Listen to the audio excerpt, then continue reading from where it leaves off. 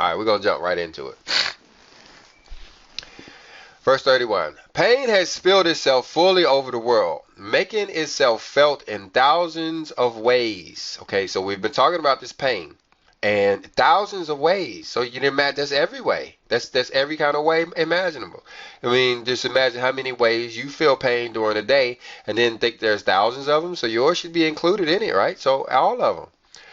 With what speed you live, humanity, okay? With what speed you live, humanity. So we're living very fast. We're living fast lives. How laboriously you amass your daily bread. So how much work we're doing to get our food, you know what I'm saying? And that is why men are consumed primarily. Let me start over. That is why men are consumed prematurely. Women age before their time. Young women are worn out at their very flowering. And the children become hard-hearted at a tender age. Talking about our children, right? And you could actually see this, hopefully not so much in your own children, although a little bit if you look real hard and start, you don't want to get into remembering stuff, but, you know what I'm saying, but, look at all of the children in the world and put them together as a group and say, are the children in what we're talking about here? You know what I'm saying? Yeah. You know what I'm saying? There's some hard-hearted children and young girls, worn out at the very flowering, meaning, 12, 15, 16 years old. They already tired or what the Bible say, worn out. You know what I'm saying? Men and women consumed prematurely. Women age before their time. You know what I'm saying? That's the thing about, especially our women is, when they get older, you know what I'm saying, they maintain their beauty. They stay pretty, you know what I'm saying, for a long time. But here in today's time, you know what I'm saying, we start to see. Daisy? Yeah. So yeah, I mean, the little girls the 14-year-olds look to be 20 years old now. Yeah. It is a time of pain, of bitterness, and of trials that you live today. And of trials that you live today. Okay? So let me read that again. It is a time of pain, of bitterness, and of trials that you live today.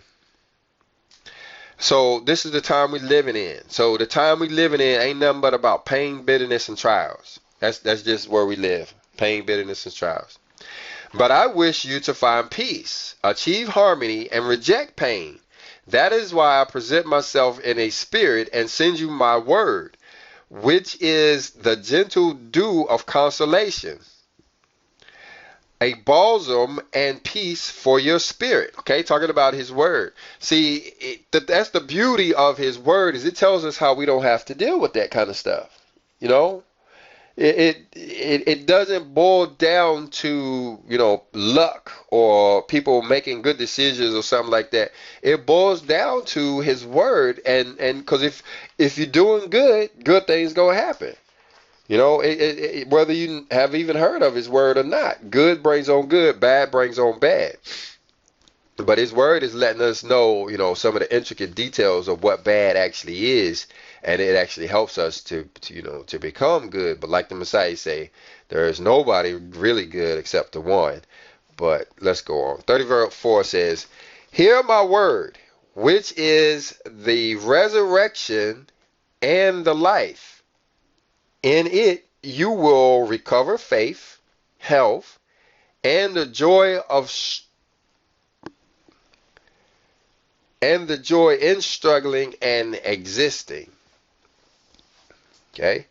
Talking about his word again. Hear my word, which is calling itself the resurrection and the life. The resurrection, yeah, and it's also like a reincarnation of our spirits, as because that's kind of where our spirits really are born. It may exist down there as a little, being inside of us, but until we start feeding it the scripture, saying that's when it really starts, becoming, in existence as far as we're concerned, like, because it starts to help you.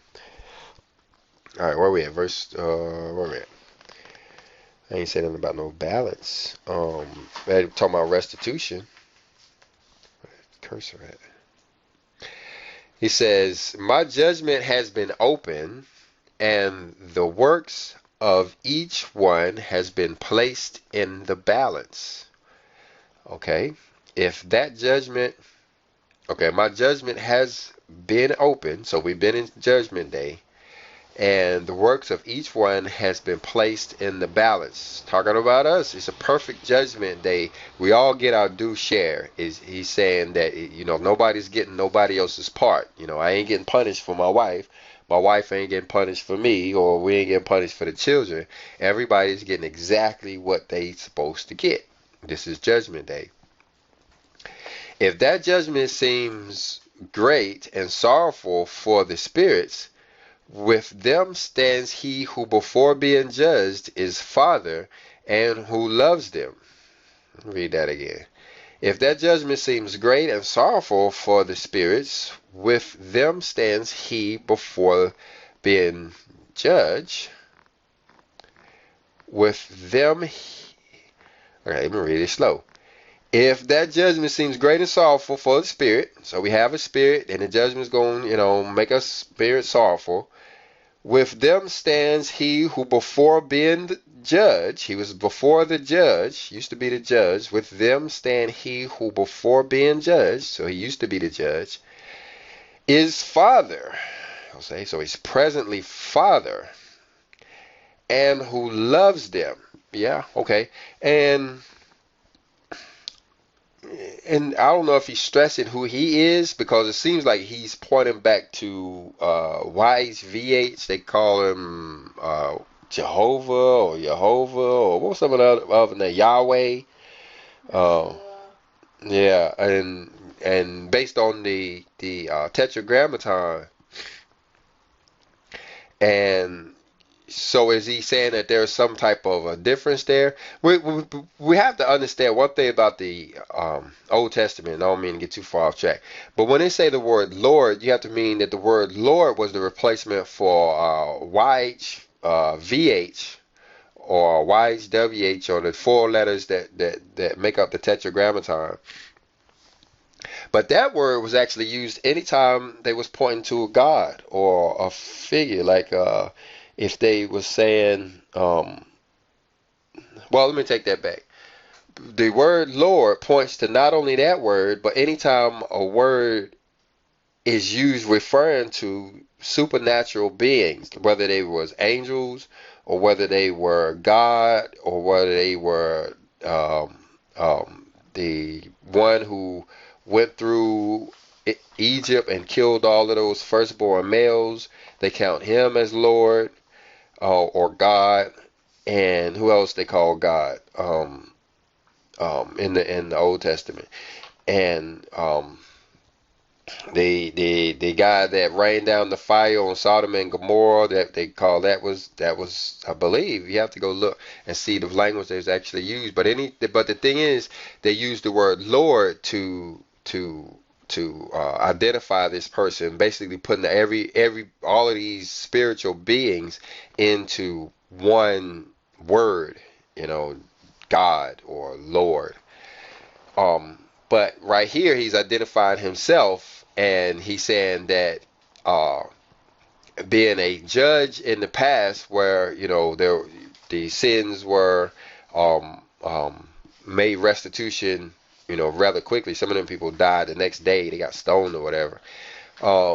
Right now, he's our Father. He's our Father, and who loves us. And this is an important part for us to understand, and I keep bringing this up because the church teaches otherwise. The Reverend Pastor Deacon Dr. Doug tells us that that God is after us and God is going to get us. Right, Stay? Mm-hmm. Yeah, it's sort of like he's big bad boogeyman or something like that, or not to be. Yeah, that's saying about being scared, but that if you do bad, he's gonna kill you or something like that. Yeah, and in the end times, he's gonna kill all the wicked people, and all the bad people gonna get killed. And so, but that's not the individuals that was causing all the plagues and floods of all the old times either. Now let's go on. He says, they are enveloped too in the love of your intercessor, Mary. All right, now there's the one, Mary, the intercessor. Mary's the intercessor, and she don't have revenge either, but this is her stuff. This is nature's stuff, right? Talk about the elements, talk about fire, wind, earth. You know what I'm saying? And which one we keep forgetting? Water? Yeah, we keep forgetting water. And then it's supposed to be some elements that we don't even know about. Ain't never even heard of. Working against us during the tribulation. Verse 36 says, humanity, my justice has arrived to judge man. Now here's the justice. That's the part that our Father, that's the role that he plays in this, is that he has justice, meaning that everybody is going to get their due deserts. Everybody's going to get what they deserve. I'm not going to get yours. You're not going to get mine. You know what I'm saying? Everybody going to get what they supposed to get in order so that they can be purified, because our sins were unique to us. Well, our restitution will be unique to us too. You know what I'm saying? It's gonna line up perfectly, and that's where the Father comes in. Is he kind of lines everybody up to where they getting what they supposed to be getting. That's a big deal. It has come to humble man's pride and make him realize how small he truly is when he sins and when he lives a life filled with materialism. Talking about materialism, we've all lived this life of materialism. And, you know, that's one of the main things that's going to change. We keep talking about this change that's going to take place over there, Thessalonians chapter 4. We all changed in a moment. Or that's one of the things. That's another thing that's going to change is materialism, you know, because the earth is going to shake. And when it does, you know, he's promising to knock down all of the buildings or whatever. So what about all of these things that we seem important now? You know what I'm saying? Are they going to be important then? You know what I'm saying? Or is it going to be useless junk that's getting in our way, you know, because, you know, it's, you know, it doesn't have any electricity, don't have any water to make it work, or, you know what I'm saying, your washing machine can't wash it, or, you know, something going on to where it ends up being, you know, useless to you anyway. And so then, you know, that's what's going to help us drive us to spiritualism, I believe, is when them cell phones get knocked out of our hands. Once the cell phones go away and people just sitting there with they lonely and ain't got nothing else to do but think. Right. That's when we all going to discover that he is real. 37 says, yes, people, I come to strip the false greatness from man, for I wish him to see the light and be elevated so that he may become truly great, because I wish you to be full of light, elevation, goodness, power, and wisdom. Now we're talking about Hermas Academy. Now we're talking about Hermas. Now we're talking about the shepherd of Hermas. All right, y'all, this is Hermas Academy. We teach the Third Testament of the Bible, which we're coming out from. But Hermas Academy is about the shepherd of Hermas. You know what I'm saying? That's the book that we really need to be reading. You know what I'm saying? Some people's mouth hit the floor. Wait a minute. He's reading from the Third Testament of the Bible. And he telling us that we should put down the Third Testament of the Bible and go read the book of Hermas. Is he really? Seriously? Yeah, that's exactly what I'm saying, because we have to understand this stuff quick. If we had 20 years, you know what I'm saying, read them both. You know what I'm saying? But we don't know. This thing could come out, stuff could start coming out of the sky at any time, any second. We could actually find ourselves, you know, in dire need of what's being talked about here. And you're not going to learn what's being talked about here in no other place but Hermas. You know what I mean, Stacy? It's talking about elevation, goodness, power, and wisdom, and light. So you go over there and you look at the 12 virgins. We're going to go over here and we're going to look. Just because we talked about Hermas, and some of y'all ain't going to go back and look at no Hermas. You know, we know that. So we're going to come over here. We're going to take a look at them. We're going to see who we're talking about here. There are, you heard the Bible say we don't fight against flesh and blood, but we fight against principalities and powers. Okay, here are the powers. These are the powers. These are the powers he's talking about. 100%. You know what I'm saying? You want to, you know, hash it out there in the comment section. I'm going to tell you no. I'm going to tell you now. I know Kung Fu. You know what I'm saying? These are the powers here that we are fighting against. This is what we're working against. And this is the kind of stuff that, you know, it is we have to understand. We have to eliminate these from our bodies, over from our minds over here, from our spirit, from everything about us, our families, everything has got to go. It can't exist at all. Whereas this over here has to become dominant in our life. We have to put on these individual traits as if we were putting on clothes. It actually matches up to the shield, right, Stace? Or what was that shield? Ephesians. Yeah, Ephesians 5, 5, I think. I'm not sure, 5 or The 7. the whole armor of God. Yeah. And I will call them out, but we done did so. Just go ahead and take a look at the screen. We're gonna go ahead and continue going. Verse 38 says, "Humanity does not recognize me and denies my presence in this time." Yeah. As a whole, I didn't finish reading that. "But I shall make them recognize that my justice manifests itself in love and charity, and that I do not come with the whip to cause them pain, but to raise them up to a life of grace and purify them with the crystal clean water that is my word, the truth." All right, now that's what it goes. It's all about His word. It's all about um, um, doing His word, because that's what's actually going to get us to this everlasting life part. We're all going to make it there eventually, even the bad guys. You look at the world and how corrupt it is, and think how much cleansing is about to take place when everybody on the planet is going to be cleansed of all. Think of the worst people in the world. Who are the top 10 worstest people who are on the planet ever, in every time, in all time? Who's the worst people of all times? You can name them. And even if they were living today, they would actually be ready, because this is being Judgment Day, to where by the time they wake up and be born again in the next lifetime, they're gonna be no pain, no war. Their parents are gonna be good. Their grandparents are gonna be good. You know what I'm saying? The animals, people gonna be getting along with animals, even communicating with animals. People gonna be communicating through telepathy. We're gonna be able to see angels. We're going to, anything we pray for, we're gonna get automatic. This is what the King James version. I'm just quoting the King James version now. All these promises in the Bible, the lions and stuff will the animals just gonna get along. You're gonna have the dog out there with the chicken, because they don't fight. They just don't. You know what I'm saying? And that's what we're talking about. This change that's going on.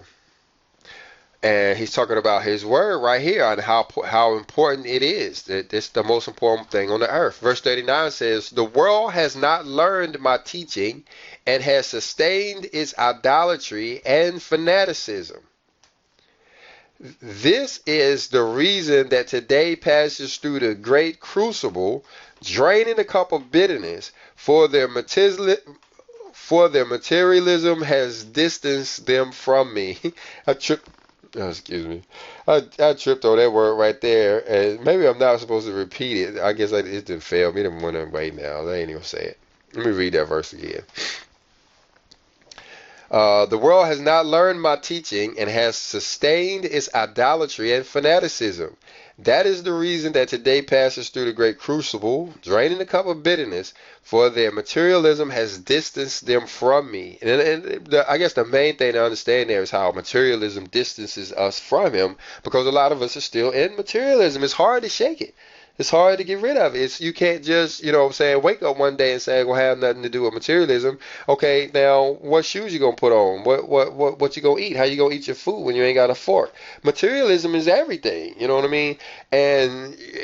But the thing about it, because of the level of materialism that we have nowadays, it's the level of materialism that we have nowadays distances us from Him. So after He shakes the earth, we're still gonna have some stuff left.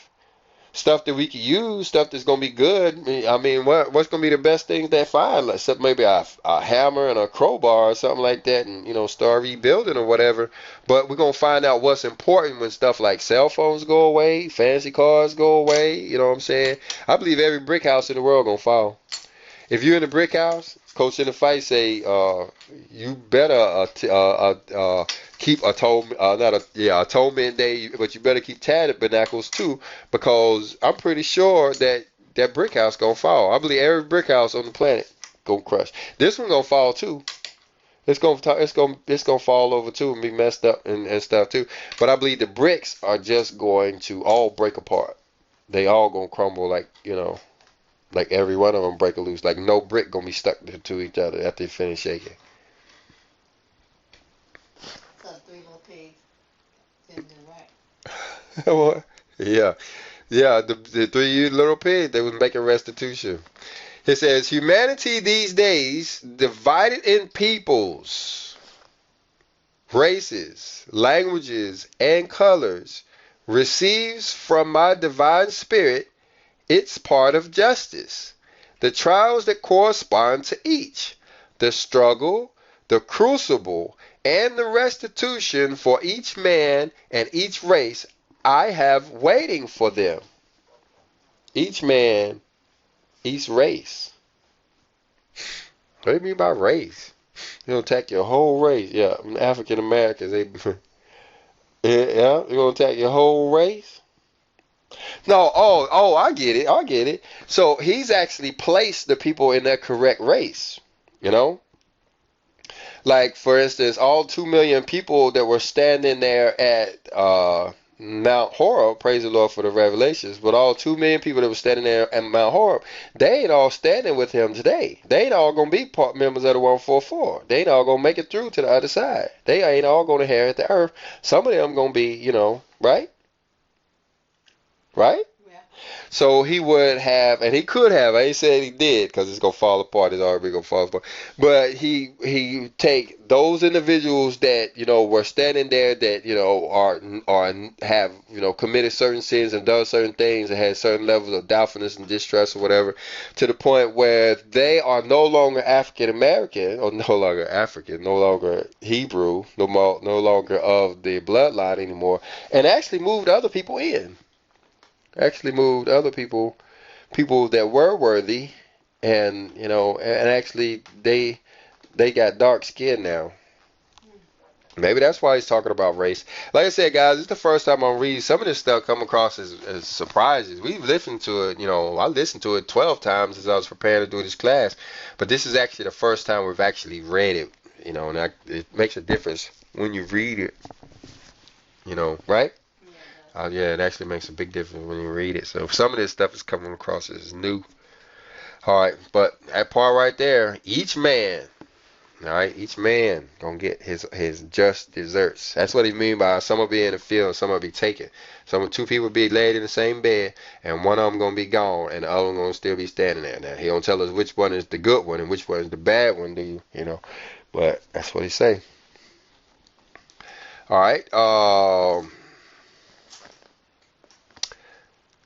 Verse 41 say, you know that my justice has love as its principle, that the trials sent man by the Father are evidence of love, that all leads to salvation, to good, even when in those trials there seems to be misfortune, misery, and fatality. Fatality. I guess he's talking about death right there. Just that, dying. Misfortune, misery, and dying. So, either everything going wrong, which is misfortune, misery, which is pain in your body don't work, and you just, it ain't worth living anyway because you ain't got a body worth doing nothing, or just being dead. Them the choices. That's where we live at now. This is Judgment Day, and people like, I don't feel all of that. You know what I'm saying? If people had the nerve to say, if this is Judgment Day, then I'm having the best time of my life or something like this, the best Judgment Day, it's the best tribulation ever. If this is the tribulation, it's the best tribulation ever. You know what I'm saying? Because they looking at their lives. You know what I'm saying? And so this Bible talks about them individuals too. I ain't gonna say too much about them because I may need to read the verses to try to be correct, but it talks about those individuals too. All right, here go the last verse right here. Verse 42 says, behind all of this is life, the protection and redemption of the Spirit, and the Father, waiting always to hold out his arms with the greatest love for his prodigal son.